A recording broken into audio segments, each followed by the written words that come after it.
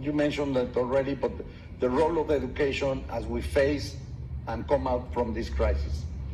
Erika Garcia will be graduating in December from business degrees both at Tech and in Paris.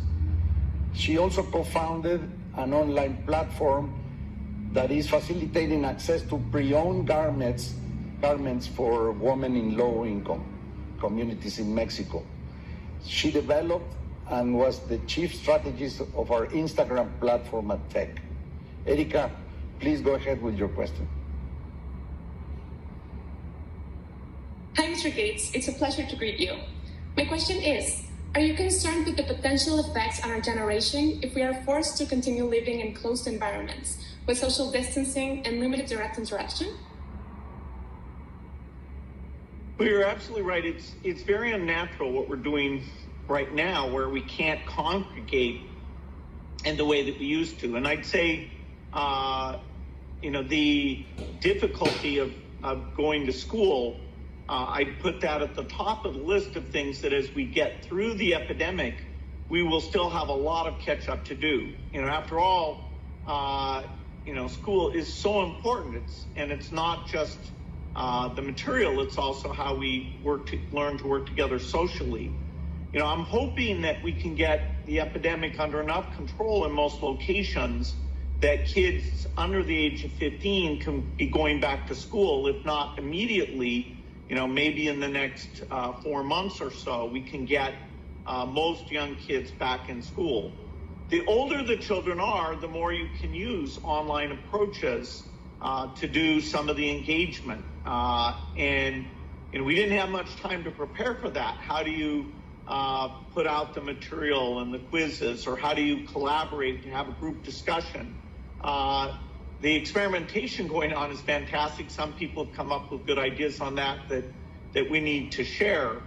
I do think that as you get up to the college level, a lot can be done online. And I think that will be accelerated quite a bit. I'm not saying everything. Of course, we need labs. We need ways people discuss things. We need the informal engagement that campus life can provide for students. So that I'm not saying that won't resume, but I do think we will have more online material, and we'll be sharing across universities more. A lot of the times a course is made in a single university and the differences are actually quite small. We could have the best coming together there for a lot of, particularly the large introductory courses.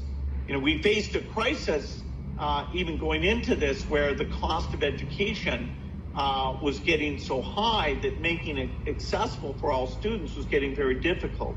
I don't know the figures for Mexico as well, but in the United States, even a middle-class family was having a very hard time with the tuition levels as they went up and up.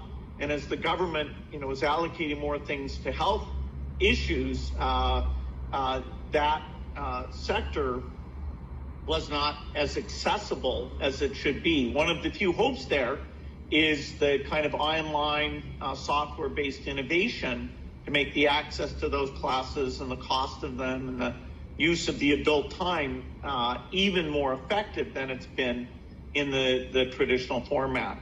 So, congregating to get educated will still be there, just like for office work. Will we have 30% less office space, 20%? Will we come in 1 week out of 4, 2 weeks out of 4? A lot of different businesses are now trying to rethink what is it that we've been missing in this sort of pure digital form. We're missing something, but can you get what's been good about this, the flexibility, the lack of the commute time, and still bring those other things. So the acceleration in thinking about what is office work like, what is an online course like, I'd encourage everyone listening, to put their innovative thinking on. Being in a period of change like this, it really is young people who think through, okay, what does the new normal look like, and how can it address some of those problems of medical costs or tuition costs, or a few big cities get lots of the good jobs, but then the traffic and the real estate cost in the, Seattle and San Francisco, gets so out of control that the middle class really doesn't benefit from that.